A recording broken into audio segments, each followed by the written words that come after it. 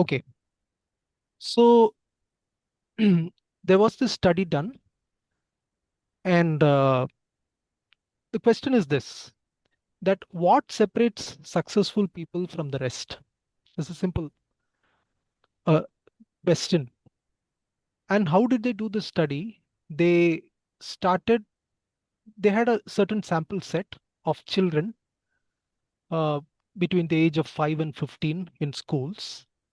And they were given this sweet called marshmallow. Anybody knows marshmallow? Yeah. Has anybody tried it? Okay, it's available in the The malls. It's available in Lulu Mall and all these malls. So marshmallow is you know it's a famous kind of chew, sweet, yeah, chewable, chewable. This yeah, like a chewing gum or whatever. So then that was given to children, and the idea was, just a moment. The idea was that two children, for example, they're given marshmallows, and they're given two options. Either they can have it immediately, or the teacher or the facilitator says, if you can wait with it for, say, 10 minutes, I'll come back and you'll get one more. Okay. So you have two options. Either you can have it immediately, or you can wait and you'll get more of it later. So then you have these videos, you have, it's quite interesting. You have children uh, who have children who, for, they just have it immediately. Some children, they don't think twice about it.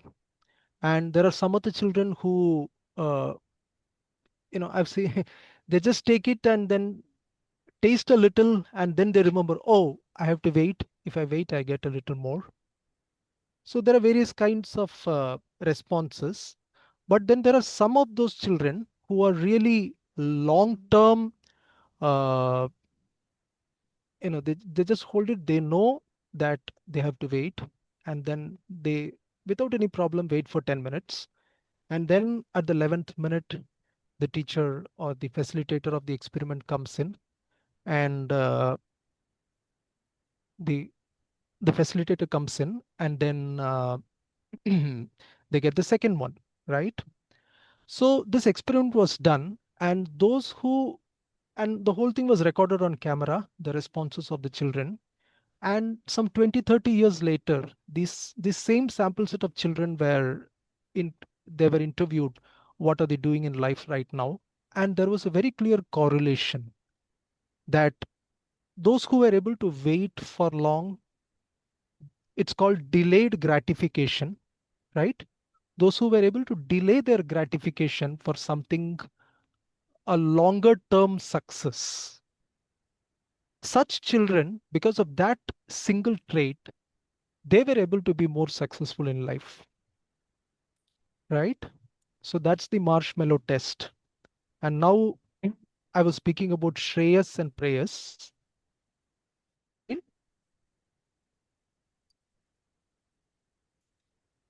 Is the screen visible? yes, Yes, Prabhu. Okay. Yes. yes. Yeah. So that's the Sanskrit for what we just saw. And so that's a point, right? So the question is, what is Shreyas in our lives? Just want a few answers. What do you think is a long-term benefit, or what would you consider as a long-term benefit in your lives? Just a few answers.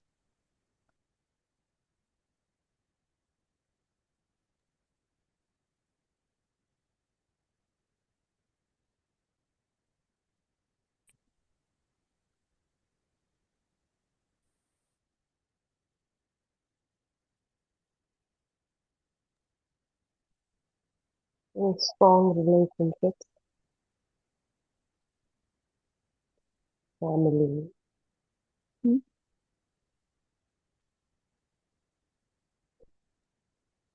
Pardon me? strong relationships, Strong Only relationships. Strong relationship. Okay. With whom? any relationship. Any relationships. Okay. You mean relationships that stay lifelong? Is that what? Lifelong. Yes. Lifelong relationships. Okay. What else can be a long-term gain in life? I mean, we have so many years in life. What do you think can be a long-term gain? Prabhu, there are chat box. There is some replies are there. Chat box. Oh, okay, okay. Just a minute.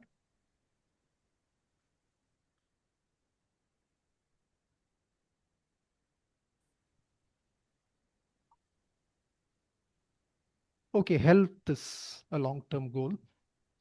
Okay.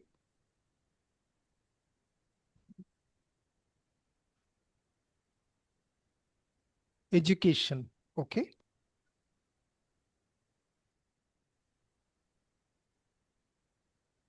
Bhakti, devotion. Okay. Fine. Right. So we should know what we want from life. And Shreyas speaks of those long-term goals. Okay. So we'll proceed.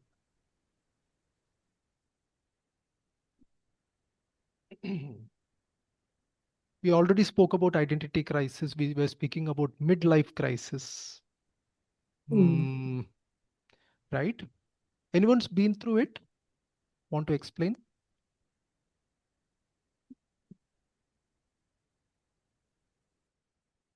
I Rishikesh here, Prabhu. If I can say, I think midlife crisis is one period in life when you come to saturation point. Uh, what you've been doing, what you've been repeating over a period seems less, and something like that. Yeah, yeah. Okay, what changes?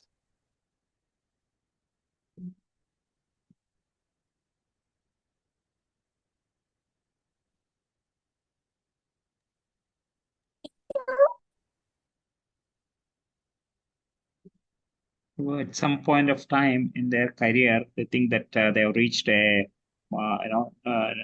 more growth in their career, so they switch totally into a different thing. For example, I had a classmate. He was working in R&D basically. Then after a few years, he just switched to technical sales because he felt that R&D is not giving him enough growth and not the Prabhu, I think it's happiness. like a early, yeah, I think it's a like death is the end of, a human life. So you reach that point when you realize what was the point of, doing all these things when this is the end. So I think a midlife crisis also is something like that, where you see that, do you want to do this again? Is it leading to any meaning and any anything that is meaningful in your life? Yeah, I think that is very well put. Mm. Am I audible? Yes. Okay. That's very well put. Actually, they said midlife is that point, from childhood we measure our life from the point of birth, right? And midlife is that point when you stop measuring from the point of birth and you change your reference point. How much more is remaining, right? How much time remains? And then so then things, the priorities completely reshuffle, and then we start thinking of what is going to, I mean, whatever I'm doing, what is going to, what result is it going to give ultimately, right? So that's the change there. So therefore, and that identity crisis is most visibly uh, available, it's most visibly present at the time, during the time of, in a battlefield, for example, right? Arjuna is facing it in a real way because the pain of death, the prospect of death is more apparent in a battlefield than anywhere else, right? So that's why Arjuna is going through this. And the pain of death, here it is mentioned that the pain of death is more psychological than physical.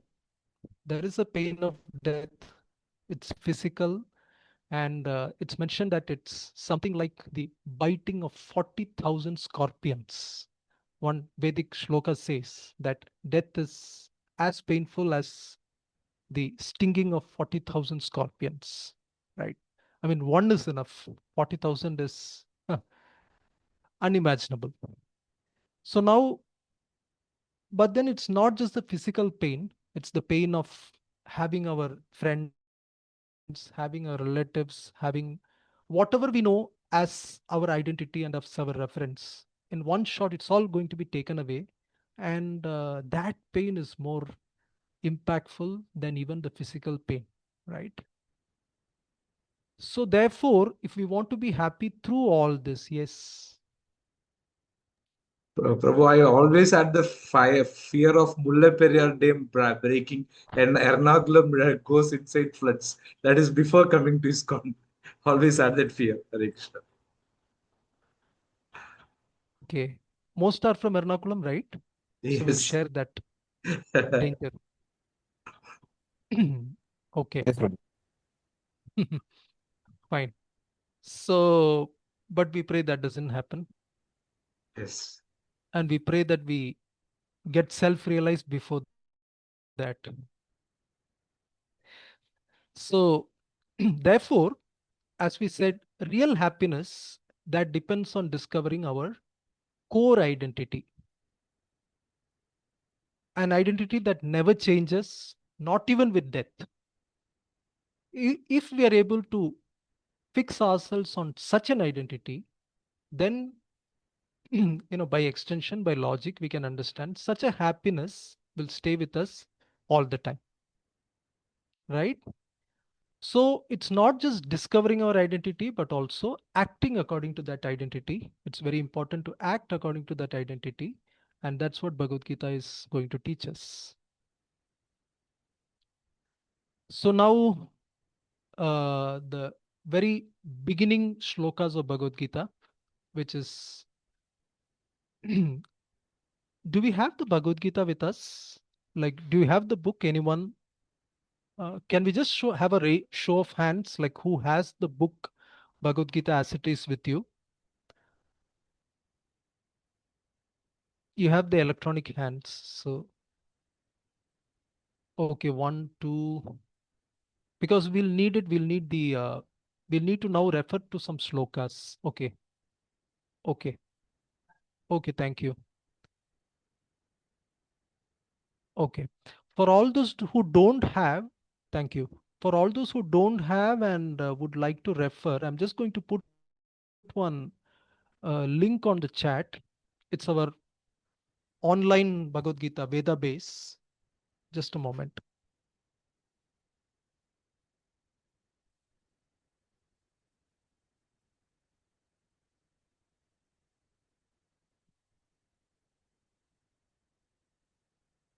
Okay.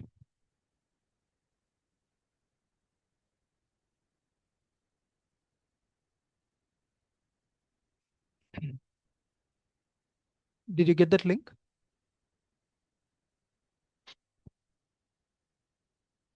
Yes.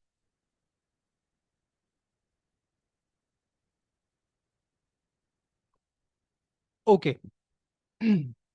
So whoever has that link, or like you have the physical book with you, we can go to chapter 2, text number 11. Chapter 2, text number 11. Can anyone please read the translation? Or if you can read the shloka, that's wonderful.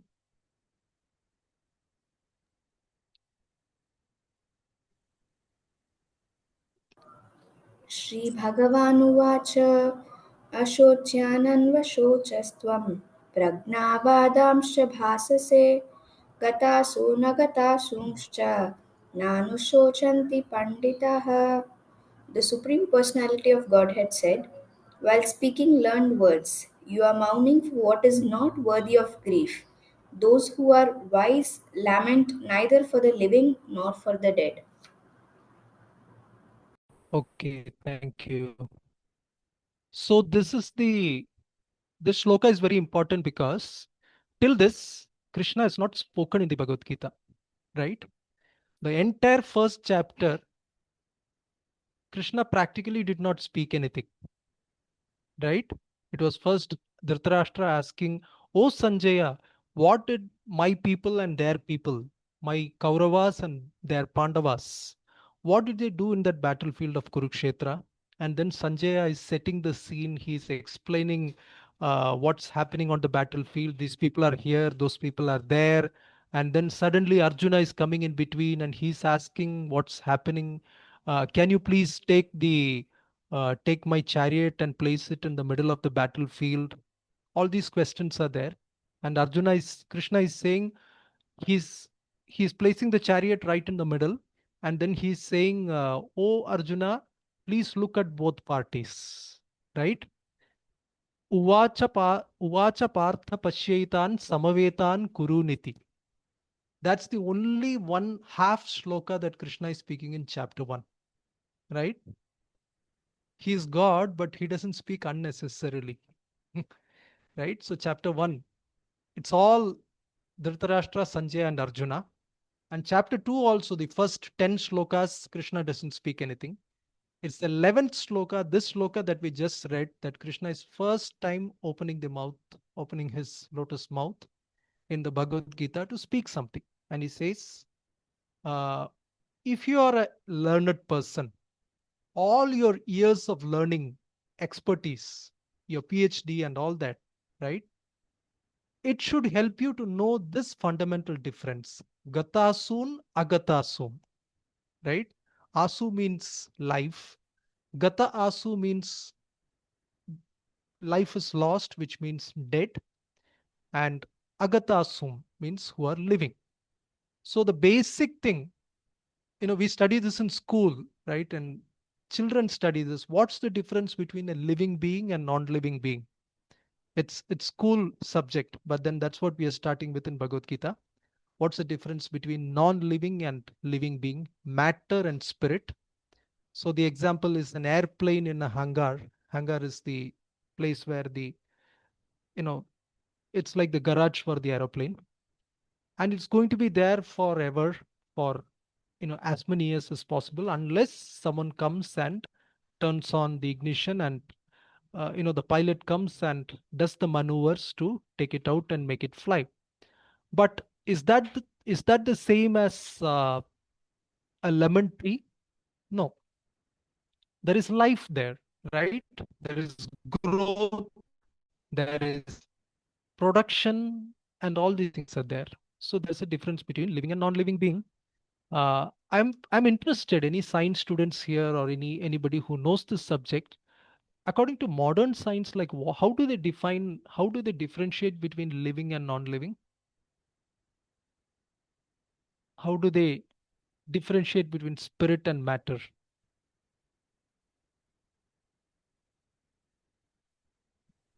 Thinking capacity. Thinking capacity, okay. Consciousness. Consciousness is a very Bhagavad Gita term.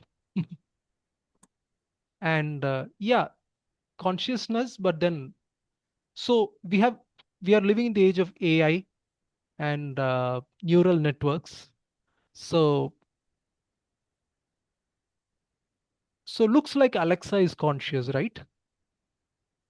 That is true. Yeah. So then my question still stands.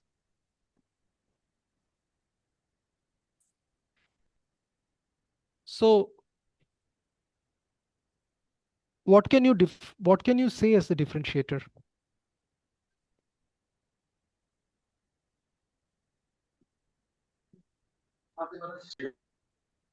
Feelings.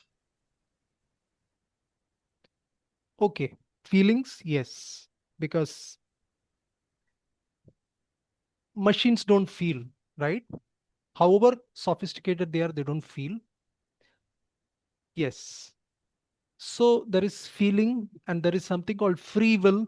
These are some characteristics of spirit that's not there in matter. Emotion. It also include emotions. Emotions is same as feelings, right? Yeah. Mhm. So the act of experiencing, that is only possible for spirit. I experience, I know, I feel, I experience. And we know that, you know, we know that we are that entity who is the knower, hearer, experiencer. But matter, however sophisticated it may be and however intelligent it may appear to be from the outside, it doesn't have this feeling of experiencing, right? Experiential feeling is there only for spirit. And therefore, uh, there is also classic differentiation which every Vedic student understands. Spirit is Satchidananda and matter is opposite of. It's not Satchidananda. So what is Satchidananda? Sat means eternal. Spirit is eternal, means it's beyond the influence of time. Chit means knowledge, awareness, cognizance. So we have a sense of awareness. And then there is Ananda, means spirit always seeks happiness, always for his own happiness, right?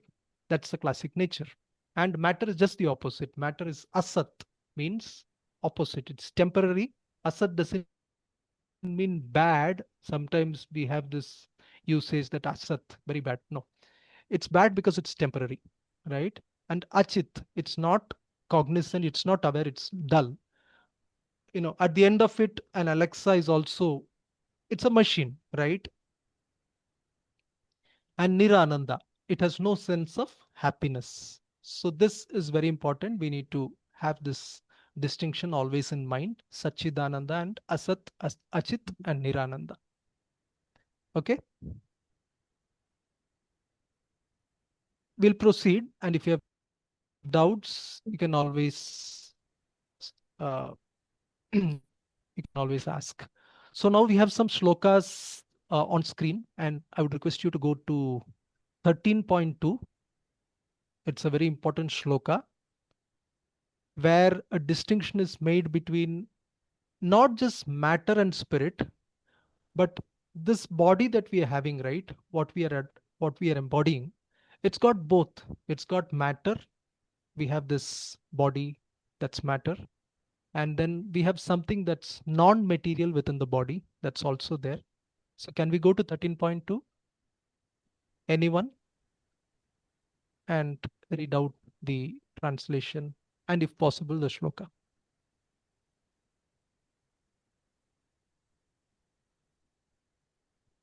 Can I read, Prabhu? Yes, yes. Sri Bhagavan idam shariram kaunteya kshetramidi abhidhiyate etat yo veti tam prahua kshetrajna iti tadvidaha. The Supreme Personality of Godhead said, "This body, O son of Kunti, is called the field, and one who knows this body is called the knower of the field." Hare Krishna.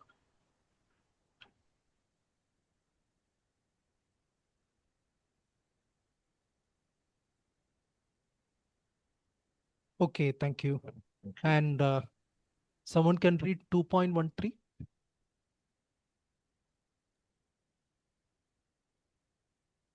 May I? Yes, yes, please.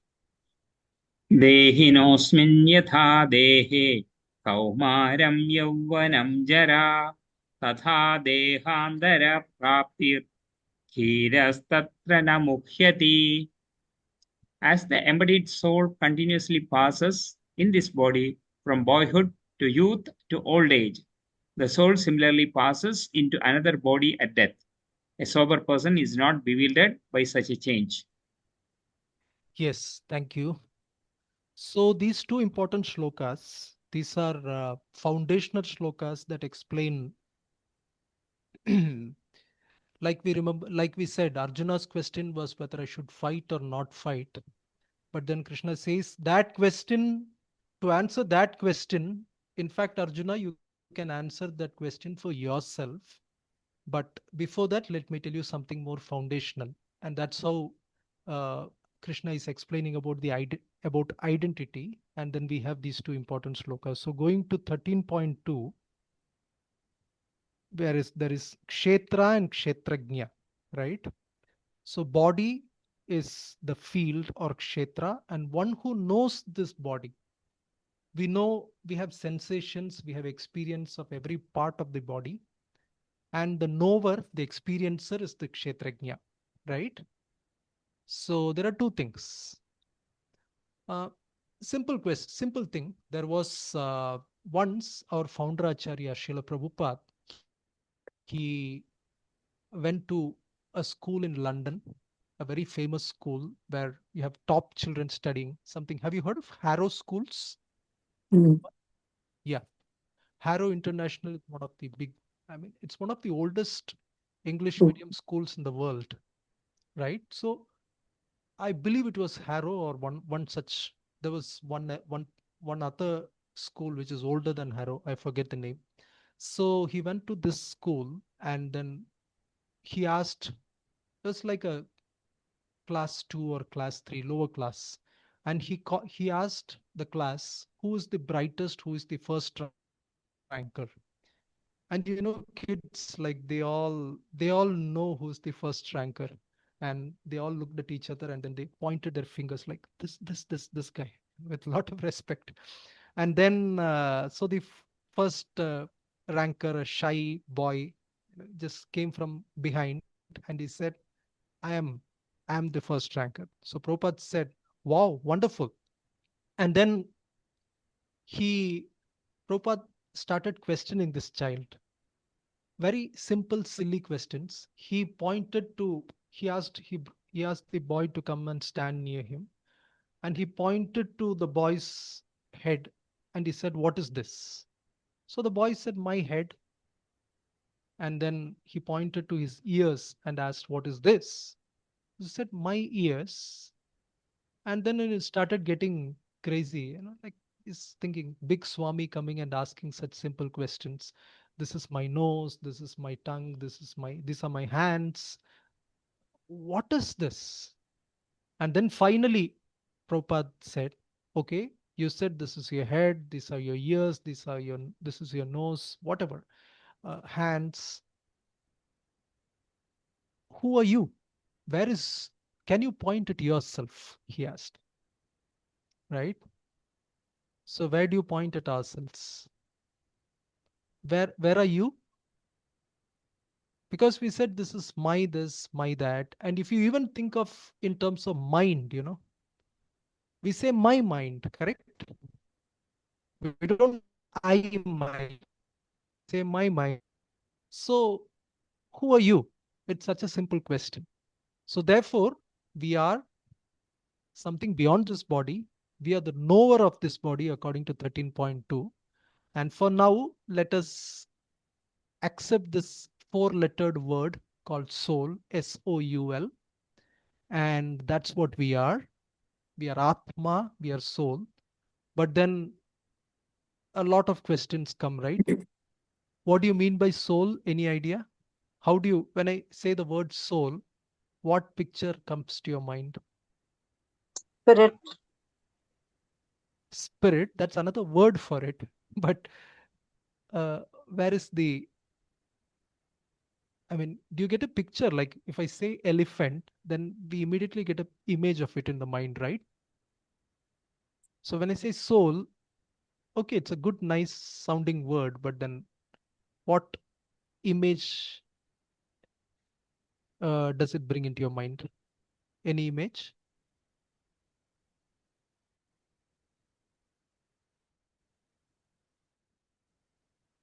We are talking of ourselves, right? I'm asking what's my, who am I, and how do I look like, the real I? We have never been taught how to visualize our soul or how to picture it in our school or any place of institution. Right.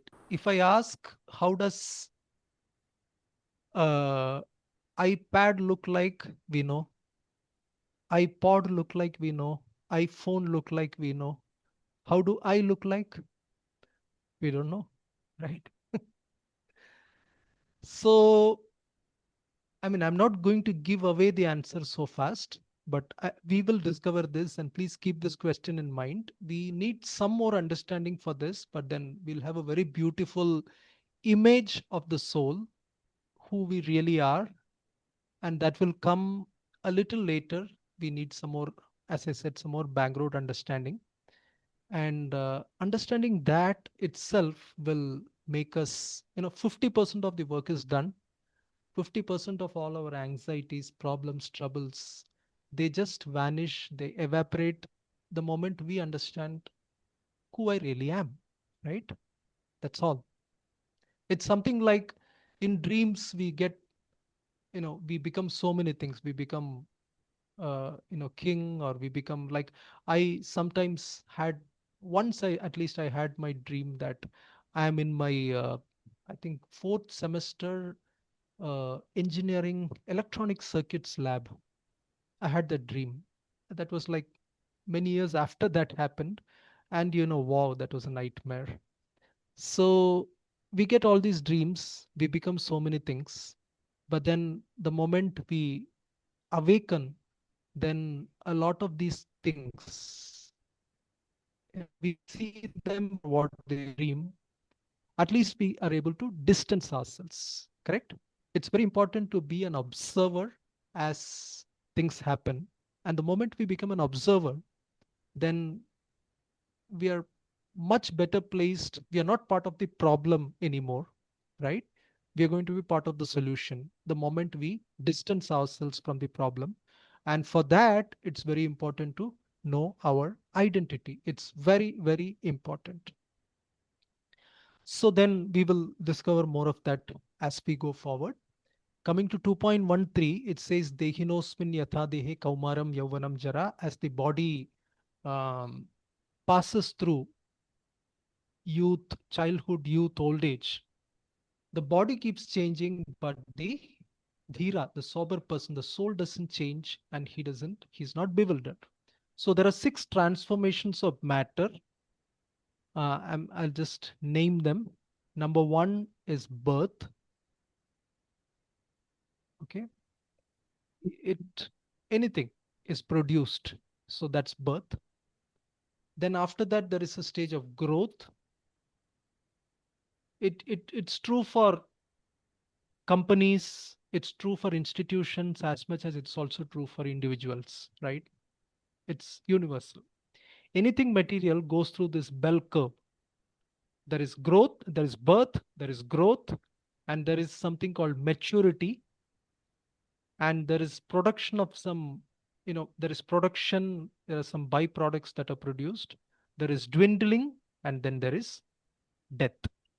If you take a seed, if you take a mango seed, put it in the soil, sow it, and it's a plant is going to take birth, is going to grow, it's going to reach its peak growth, it's going to reach maturity, it's going to produce some fruits and propagate its own species, and it's going to dwindle, and at last it's going to die, right? So these are called Shad Vikara in Sanskrit. Shad Vikara, 6 transformations.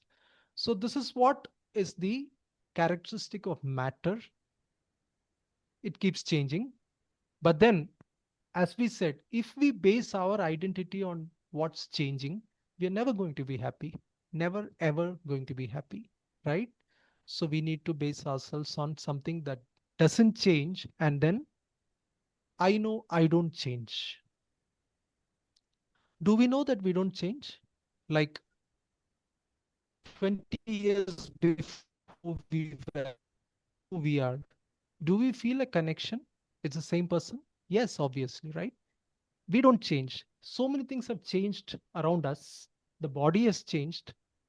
I don't know, doctors have to confirm this. Every part of the body, including the brain cells, they change. Any doctors in the house? Can we get a confirmation? Yes, I am there, Prabhu. Okay. So is there anything in the body that doesn't change? Nothing that I know of. Everything changes. Everything changes, because someone said that the brain cells don't change, the neurons don't change. No, they do. That's why we're getting dementia and all that, right? Yeah, I mean, Alzheimer's. those who don't get dementia. It changes like old age where dementia, Alzheimer's and all comes because the cells actually start dying. Oh, okay. No, That's why, otherwise, yeah. Hmm. I mean, otherwise the neurons don't change. There is changes, Doctor. Changes happen throughout our life. Yeah. But Hare Krishna Prabhu, there are certain cells which are fast growing and certain cells, the cells remains the same. So intestines and all, there will be fast replacement of cells. But some areas like brain, there won't be reproduction. The cells will remain there, but changes will occur. Hare Krishna. Changes will occur. So everywhere there are changes, but then we know that we don't change, right? Everything about this body keeps changing. Everything about this mind keeps changing. It's all changing, but I don't change. That means very logically we can understand that there is one entity in the whole scheme of things that is unchangeable, that's constant. And therefore, I know that I am different from this changing, uh, you know, you know, changing lump of matter, right? So that's very important to understand. In fact, it is mentioned that even if we don't understand the other things, like even if we don't go to the point of God and all that itself, there are people who just meditate on this truth that I am a changeless entity, and that alone can bring a lot of peace, right? So it's so important. And then you have these next slokas starting from Bhagavad Gita 2:11, we read 2:12 to 30. It is a good homework. It's a good exercise. If you can please read these shlokas. It's got purports, but then if you have the time, you can read the shlokas and purports. That's very interesting. That'll be very helpful. But at least if you can just kind of rush through these shlokas before tomorrow, 2:11 to 30, those 20 shlokas, Krishna's introductory shlokas of Bhagavad Gita, Krishna is speaking about this topic. He's not even speaking about himself. He's not speaking about whether you should fight or not. No, nothing. 20 shlokas. He's just speaking about soul.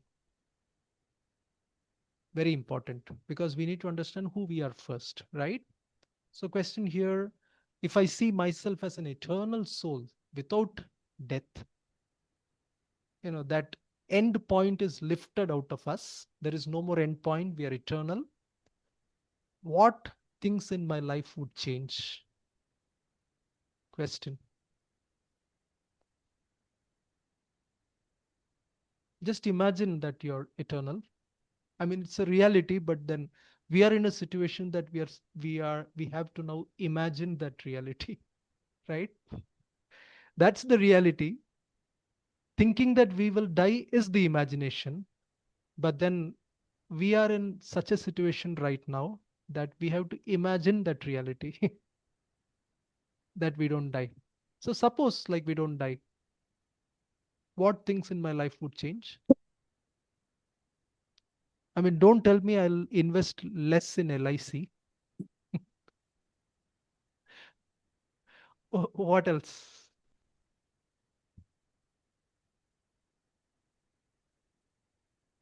Is very important. More involved in my life. Pardon me? We get more involved in the life. Yeah. We get more involved in life. Okay. We Yes. stop worrying for everything that's Yeah. not in our control. We stop worrying for anything and everything, right? Yes. Less Could be the other way anxious. also, Prabhu. It could be a other way because I may be so fearful of having to go through so many diseases, being old for a very long time, etc. Yeah, I didn't mean that the body is eternal. No, I'm saying if I don't have death, I want to my body will continue eternally. then definitely this four problems will remain, right? Yeah, the body will, I mean, if the body is going to be eternal, that's bad news. Right? I agree. I'm saying if as a soul I am eternal, when the body dies, I don't die. If someone has that 100%, what do you say, realization, the body will fall apart. One day that will go away, but I will continue. If that's the case, probably my anxiety will be what body I'll be getting next. Will I get a Okay. human body again? Hmm. Whether my consciousness will be the same level or will it go down? That'll be my fear. So you mean to say, in any case, there'll be only anxiety? Yeah, as long Yeah. as I don't come to the real purpose of human life, that Yeah. anxiety will be there. Even if I know Right. I'm eternal, soul is eternal, but I don't Okay. know how to really tap that information, Okay. then I'll be anxious. Okay. Yeah. A wonderful point. If I know that I'm an eternal soul and I have something eternally, joyful to do, and if I can put those two together, then the problem is solved. Correct? Yes. Okay. Yeah. We'll come to that. That's interesting. I So I'm just have going a to. I have a question. Hello. Yes. I have a Yes. question is that a second before talking about as and when we get older, doctors are saying that almost all organs will get diluted or dead or change. Other way, Hmm. as and when we get older and older, our memory power Yeah. also may get changed. And if not change, we have the ability to reshape it is what is essential to think, what doesn't need to think. So the question Hmm. is that we talk about eternal, but at the same time, the mind, I mean, you are talking about the soul, right? So I'm Hmm. talking about the mind. Yeah. So the mind also will get changed, like what we say, the experience will get changed in a longer term. Yeah. Then there are changes made think for us to which is right, which is wrong, and which is material, which is not material, and what need to be taken in mind, what doesn't need to take into mind. No, I get your So, question. Yeah, I get your question. Can we? Yeah, I get your question. okay, Uh, we will come to answer that in just a while because sure. we're going to now see the difference between soul and the body and the mind. So even if your instruments, these body and minds are in mind, they are all instruments. So even if you have a malfunctioning instrument, you can still run life. It may be difficult, but then as long as we think that, as long as we understand that I am not the instrument, right? I may not be able to use my car so well, but I can still walk, right? I don't need to be chronically depressed that I can't move anymore. No, I'm different from my car. So similarly, these faculties may deteriorate as we grow old, as you very rightly said. But then someone who has got a foundational understanding of Bhagavad Gita, even old age doesn't affect that person for this reason that they know the difference between what is an instrument and what is me. Does that make sense? You'll Yeah, still have a you will still have a less efficiently functioning instrument when you grow old. Obviously the body is going to deteriorate and we will need to live with those problems whether we are self-realized or not.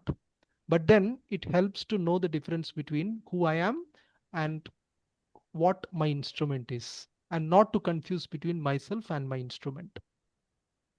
Okay. okay. Yeah, thank you. So we just go to the proof of the soul, the ghost in the machine.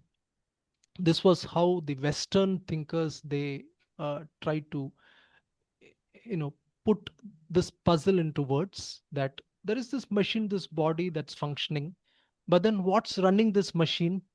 And they say there's a ghost inside, and that's what they call the soul. So instead of saying soul, they used another word, ghost. But then changing words doesn't really help much, right? I said about this thought experiment, and spirit doesn't obey Newton's laws.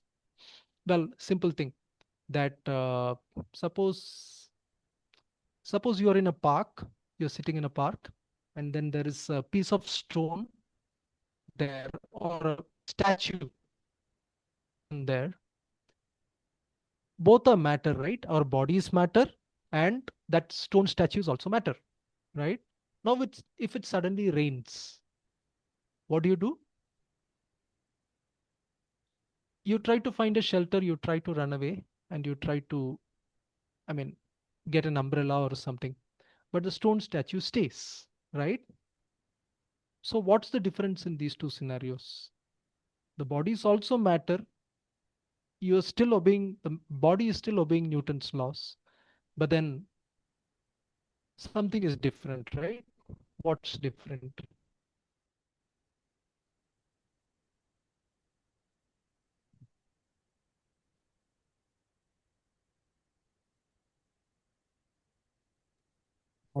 Stone is non-living thing. We are a living thing. Yeah. So how does that living, the livingness, no, the quality of being a living thing, our case, and not in that case of that stone statue? What is, I'm just looking for a few words, few terms. Senses. Uh, Senses? Yes. senses, okay. Sensation, maybe. Yeah. Sensation. Sensations. And when we get those sensations, oh, it's raining, or oh, there are mosquitoes, then we get those sensations, and how do we respond?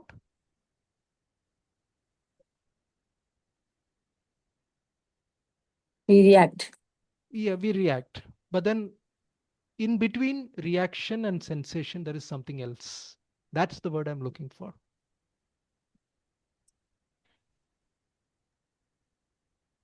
Realization. Pardon me? Realizing.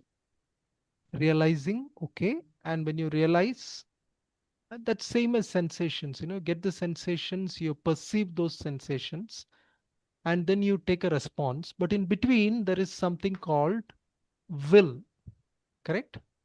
Mm. Willing. Will. Yeah. We have something called free will.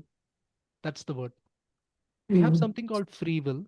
So based on what inputs we get, what sensations we get, we decide, okay, I need to do this or I don't need to do this. These are all decisions that we make, right? Willing decision making, that is one of the characteristics of Atma, spirit, right? Where do we make those decisions? It's in the Atma. The soul decides. It's very important, right? So therefore, matter doesn't decide. Matter seems to be making decisions. Like you have an AI algorithm, seems to be taking decisions. We'll go left, right. Nowadays, you have self-driving cars, right? If you have to drive in a busy city, obviously the car is making decisions, right? This is going to be a busy junction. Let me take a right here or left here.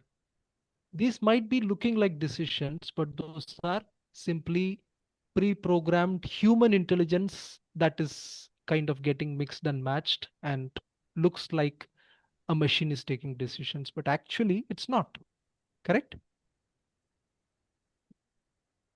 It's not.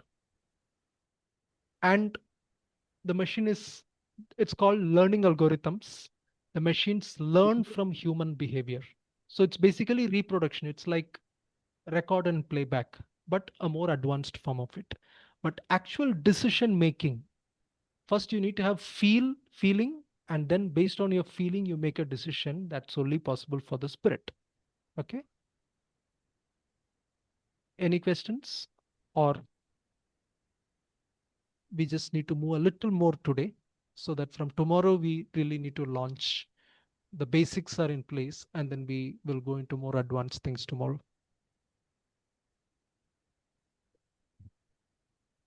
I know everyone is thinking, and that's very good because we might have heard this many times, but then every new course is a chance to reflect on these things again and again. So we have soul, and then what is the symptom of the soul? We have already said this word, we have discussed this word quite often, consciousness. And can we go to this sloka 1334? Krishna explains beautifully what is consciousness.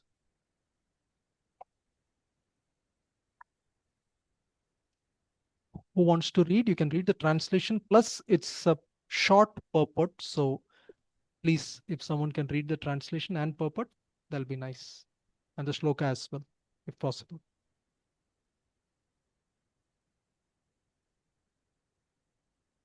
Can I read through? Is there anyone else who's willing? Yes, who has the free will to decide to read? Okay, you Okay, can go ahead. Yeah. yes.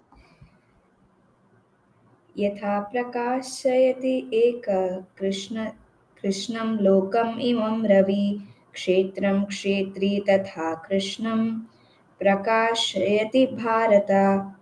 O son of Bharata, as the sun alone illuminates all this universe, so does the living entity, one within the body, illuminate the entire body by consciousness.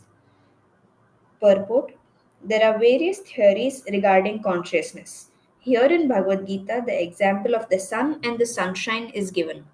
As the sun is situated in one place but is illuminating the whole universe, so a small particle of spirit soul, although situated in the heart of this body, is illuminating the whole body by consciousness. Thus, consciousness is the proof of the presence of the soul, as sunshine or light is the proof of the presence of the sun. When the soul is present in the body, there is consciousness all over the body, and as soon as the soul has passed from the body, there is no more consciousness. This can be easily understood by any intelligent man. Therefore, consciousness is not a product of the combinations of matter. It is the symptom of the living entity. The consciousness of the living entity, although qualitatively one with the supreme consciousness, is not supreme because the consciousness of one particular body does not share that of another body. But the supersoul, which is situated in all the bodies as the friend of the individual soul, is conscious of all bodies. That is the difference between supreme consciousness and individual consciousness. Okay, thank you. So that's very clear, right? It's like the comparison is given with the sun. The sun is situated in one place but illuminating the whole universe. So similarly, Atma is situated in the heart of this body. That's what is mentioned. We have this body, we have the physical heart actually. In that is present the soul, and sitting there, the soul is illuminating the whole body by consciousness. So that little tiny spiritual particle, the soul, is like the sun, right?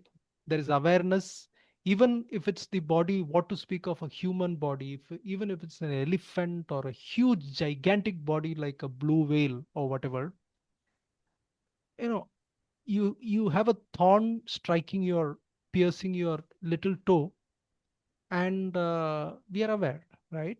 So that's why the consciousness is spread all over the body.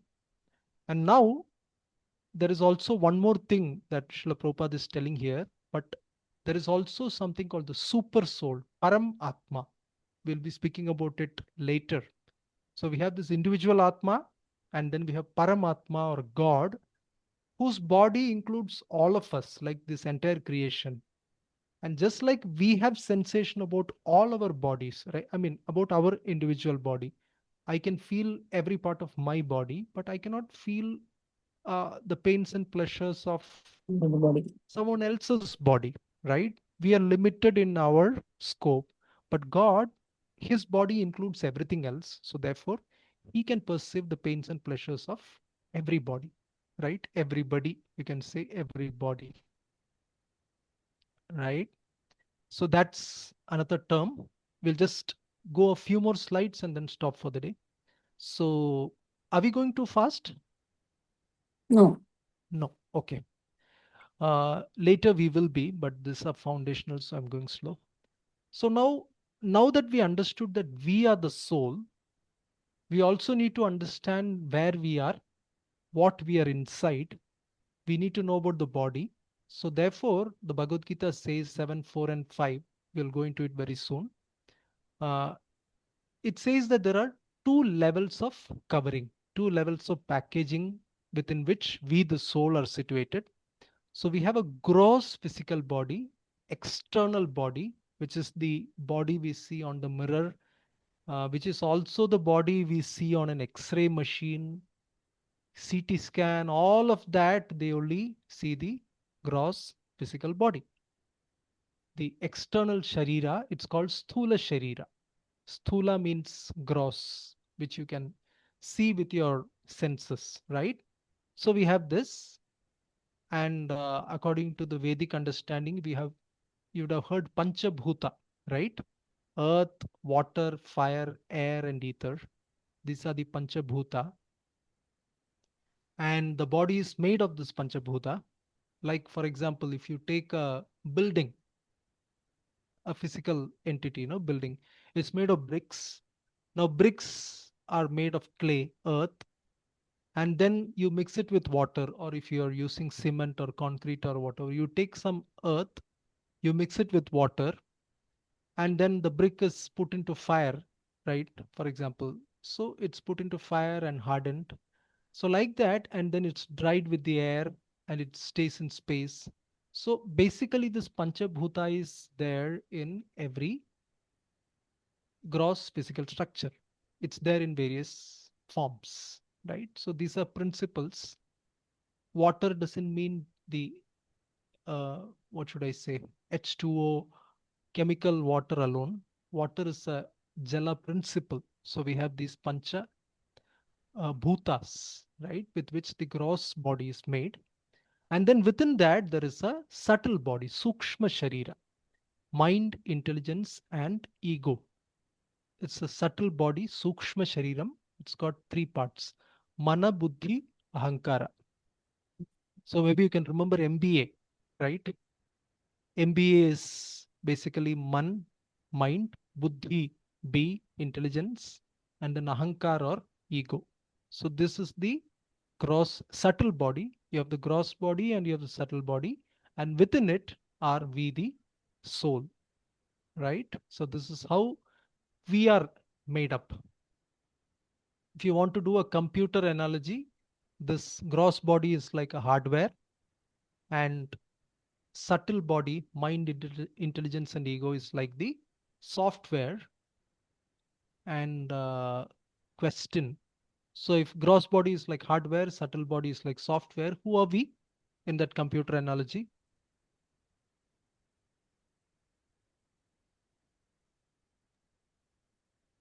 Firmware. Gross physical body. Pardon me. Firmware. Rekha madam, I think, I don't know if it's only for me, but can't hear you loud enough. Not clear, I said Mamata. firmware. Firmware. Yeah, it's not, it could be clearer or louder. I'll pass. Can you put in the Or if you want to chat, probably, yeah, want to put it in the chat, that's also fine.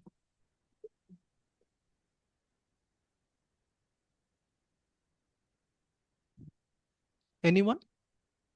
You can also put in the chat so we can save time. We can have multiple discussions.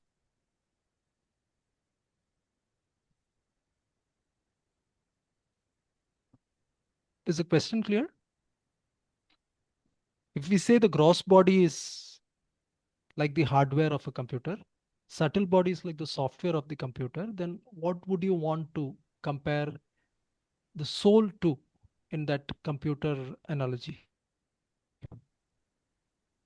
Yeah. Lokita says chip. Chip is again hardware, right? Monitor. Operator. Operator. Okay. Firmware. Okay. Firmware. Firmware is actually, I don't know what's the technical definition of firmware. It is hardware plus software, right? Firmware. Lower Yeah. lowest level of software. That's firmware. Closest to the Lowest hardware. level of software. Closest to the hardware. So it's something like this, what do you call? I forget, like, what was that called? Machine language. Doer. Yeah. So basically, we are still, all these terms, most of these terms are still on the, on the level of gross, what do you call, hardware and software only. The soul is basically,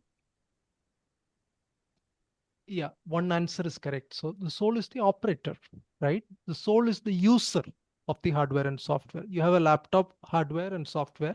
Somebody has to work on it, right? So the soul is the user, and this entire gross subtle thing, no, you have gross body, subtle body, that's the instrument. Like your laptop, like your phone, like your whatever else gadget that we have, the body is a gadget. The body is an instrument that we have been given. The only difference is that an instrument, I hold and use it. I know this is separate from me. But then nowadays, like, mobile phone is part of a person's identity so much. Like, you lose your phone, you lose everything, right? The goal of life is lost. But then uh, at least you know that it's different from you, it's physically separate. But the problem with this instrument called the body is that we think we are that. But self-realization means to know that it is an instrument only. Doesn't mean we should not take care of it. Doesn't mean that we should not be worried when it's not working properly. Doesn't mean we should not go to the hospital when it requires some care and some repair. No, all these things are fine. But then to know that it's an instrument, it's a gadget, it's a device that I have been given. I am not the device is very, very important. Is it important or not? Yes. It's extremely important. If you think I am the device, then that's it. Like, the world view completely changes and we run into a lot of unnecessary problems. Viruses can affect the uh, software, there can be hardware issues, but the operator need not be worried beyond a point because it's only my instrument that's getting affected. Doesn't mean we are casual, but we are enlightened about what the problem is, and we can solve it in a much more, how should I say, uh, detached, enlightened way. So we have this shloka 745. You want to read that? Someone?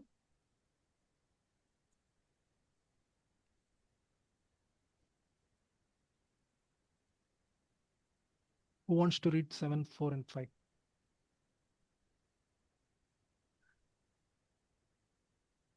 Just the translations. That's fine.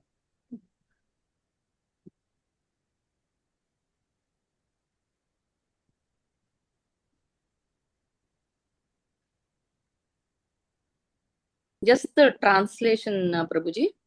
Enough. Translations are good enough. Is it earth, water, fire, air, ether, mind, intellect, egoism? Thus is my eightfold Prakriti. And the next one is this is the inferior, that is Prakriti, but different from it. Know thou, O mighty armed, my higher Prakriti, the very life element by which this world is upheld. Okay. Yeah. We'll also just look at, probably you're reading a little different version. Yes, this is the book that I have, Swamiji. Okay, no problem. So I'm just reading out the Bhagavad Gita as it is version also. Okay. The first one are Yeah, earth, water, fire, air, ether, mind, intelligence, and false ego. All together, these 8 constitute my separated material energies. Bhinna Prakriti. They are the separated energies. And then, besides these, O mighty armed Arjuna, there is another superior energy of mind, which comprises the living entities who are exploiting the resources of this material inferior nature. So, what Krishna is telling in these 2 shlokas, the Lord is telling is that we are going one level up. We are understanding that this gross plus subtle, this is inferior energy Mm, of God. Okay, so God is above both. There mm, is this gross plus subtle, these are inferior energy. Soul is considered to be the superior energy, and God is the energetic. mm. Energy should be possessed by someone, right? Like sunlight means sun's Yes. light. So similarly, these are both energies. We are energy. We, the soul, are energies, but we are the superior energy of God. And matter, whether it's gross matter or whether it is subtle matter, sukshma matter or sthula matter, that is the inferior energy of God. We are the superior energy of God. And why are we superior? Very clear, because we are conscious while all of these is not conscious. So because we are conscious, we become superior. So again, one last question. Probably, yeah, we're almost there. So another question for the day, maybe you don't need to answer it now, but you can think over it. We said that gross body is compared to the hardware, subtle is compared to the software. We said soul is the operator. What would you compare God with?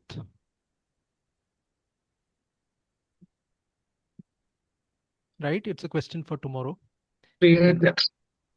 Super controller. Supreme controller. Yeah, but with the computer, I just Okay. wanted to bring it into a computer. So, super user, system admin. System admin. Okay. That's a good, that's a good one. Yeah. Even more than that, actually. System admin, I'll give you a clue. You know who are system admins? They are called devatas. Okay. God is beyond. I'll leave it at that. I mean, the person who created that. Yeah. So we'll see that tomorrow. Some suspense is always good. Okay. Yeah. So I don't know if the chat something has come up. I didn't see that. No. Okay. Okay. We'll just take this one topic and stop for the day. Reincarnation. Obviously, the question, the valuable, the $1 million question is there, that if we are eternal, we are not going to die, but the body dies, then what next, right? So a lot of people have this one life theory. There is only one life, and that's it. At the end of it, we become dust. So therefore, there is no need of worrying about what's going to happen in the future. Enjoy as much as possible during this life. You know what this philosophy is called? Anybody knows? There is an ism, just like we have socialism, capitalism. This particular philosophy that we are all finished at the end of life, that nothing remains after death. There is no soul. There is nothing. This is a combination of matter, and it just gets back into dust at the end of life. So as Stoic? much, I mean, why not enjoy as much as possible? Is it stoicism? No, stoicism is a bit different. Ism, I don't know, Prabhu, but in terms of darshana, it is called Charvaka. Charvaka, yeah, that is Charvaka Vedic. darshana. Vedic is Vedic, Charvaka darshana. I don't know the English term for that. yes, Charvakism, let us say. So Charvaka is the Vedic equivalent of that. There's this Muni. Don't think that all Vedic Munis are all spiritual. Like there are all kinds of people are there, thinkers of all sorts, right? You can call it materialism in a very simple way, but you would have heard of, have you heard of this term hedonism? Hedonism. Hedonism, whatever. That's the term they use for this philosophy. Just plunge into matter, just enjoy, just be in the moment, and then the future will take care of itself, because there is no future. It's all For sure. finished at the end of life, right? But happily and sadly, Bhagavad Gita doesn't agree. Bhagavad Gita, Krishna very clearly says we are the soul, and we survive the body, and that means like there has to be something after that. So like this picture we see here is this cruel death, uh, embracing people, taking uh, the body into his fold, but then the soul survives and then gets a mother, gives birth, and again the cycle continues. So it's a continuum from womb to tomb and back again, and keeps going. You would have heard this Bhaja Govindam song by Shankaracharya, right? So in that you have this famous Punarapi Jananam, Punarapi Maranam, Punarapi Janani Jatare Shayanam. You heard this? Very famous. Punarapi Jananam, Punarapi Yes. Maranam, Punarapi Janani Jatare Shayanam. Keeps going, right? And that, what's the next line? Anybody remembers? Iha Iha samsare bahu dustare. Kripaya Kripaya Pare pare pahi murare. Pahi Yes. Murare. So Shankaracharya is very beautifully telling, I just came back from Kaladi. I've been there for some purpose. So just remembering this shloka. So we have Punarapi Jananam, Punarapi Maranam, repeated birth and death. And then Punarapi Janani Jatare Shayanam, we have to take birth in the womb of a mother. Need not be a human mother, can be any mother, right? And what's the next word? It says Iha Samsare. So we have this word Samsara. Samsarati means keeps moving. That's called Samsara. Keeps uh, keeps moving. It could be progress, it could be fall down, whatever. But so that is Samsara. And then we have this sloka in Bhagavad Gita. We'll read about it tomorrow. Vasamsi jirnani yatha vihaya. That is like a person, when your garments become old, then we kind of shelve it, or we kind of give it away, and then we buy new garments and we replace them, right? In very similar way, this body is like a garment. That's another example. Along with the computer analogy, we use the garment analogy. We have a outer garment we put, and we also have inner wear. We have inner garments, undergarments that we use. So that could be compared to the subtle body. The outer garment could be compared to the gross body. But at the time of death, we have to give up all these garments.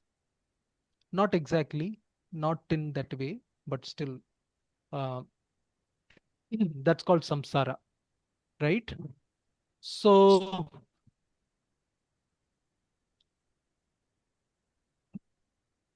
there are a lot of real life evidences. I saw a comment that soul has not been proved scientifically. That's a whole different discussion. It has been in many ways. That's a discussion for a different day, maybe for a different forum. But then past life has been, there are many incidences of past life. People have past life memories. Children at the age of 3 or 5 or something, they say that I was born in a previous life in this village, and then there's no way that in this life that child can speak about that village which is so far away. And then the parents get kind of, the situation gets a little uh, surreal, and then the parents take the child there.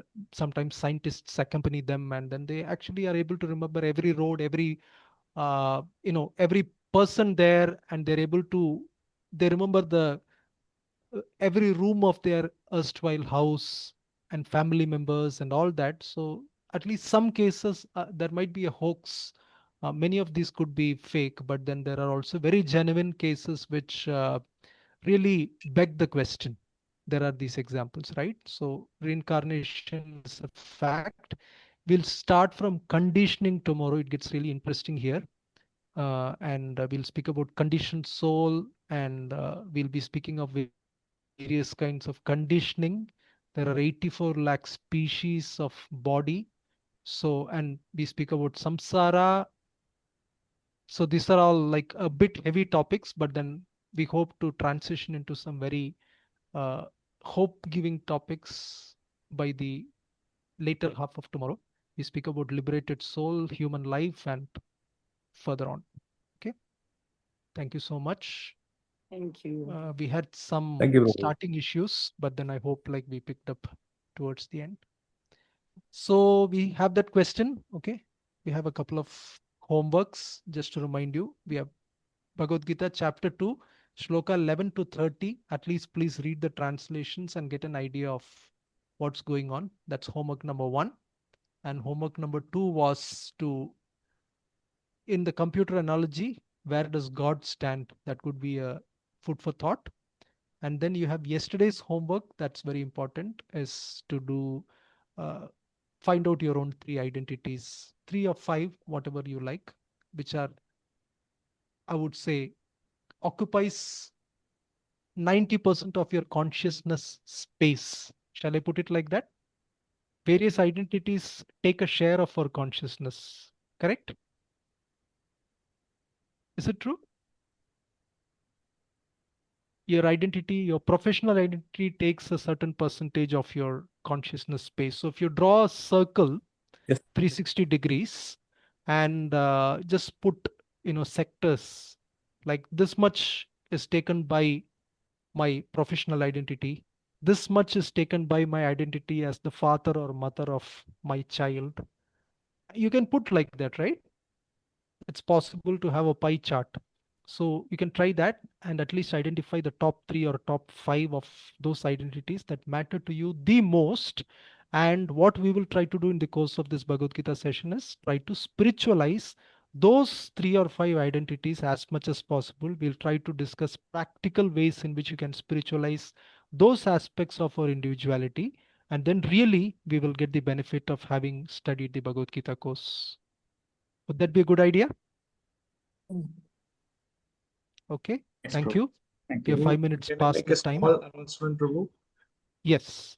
Actually, there's some few chat people chat. I've found the message that they don't have Bhagavad Gita as it is, but once Okay. they paid the fees, we'll be giving a complimentary Bhagavad Gita as it is at the end of part 1 session. That's just I'd like to make that message. Yes. Thank you. Thank you for that. Thank Anyway, I have Prabhu, that I'm link. just I'm one reposting it. suggestion, Prabhu.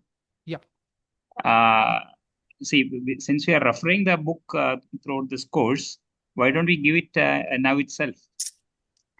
Only collect it. Yes. The only way is the logistics of how to reach it. So probably we can do this on WhatsApp, right? Like whoever wants, we can correspond. Maybe Dr. Prasad Prabhu can take that Yes, Prabhu. initiative. I'll put the list of people who have already paid, then I can just coordinate with them. And they can, Yes. if possible, they can collect from ISKCON Center, or what is the logistic that initially we thought of submitting during the Gita Jayanti celebrations that is coming on the Sunday. So that's what with the Okay. certificate, all these things. So that's what we are planning to do. Yeah, but I think we are studying it, so it's better to Yes, have the Prabhu. book in advance, right? Like we'll see that. But for now, I have just put that link. That could be a Database, yes. Yeah, that could be a, I would say that's not the best thing, but that could be solace. There's nothing as good as holding a physical book in hand and experiencing it. That's really Sure. right. Yeah. Thank you. So won't hold you anymore. Thank you so much. Hare Krishna. We'll meet you Hare Krishna. tomorrow. Thank you. Hare Krishna.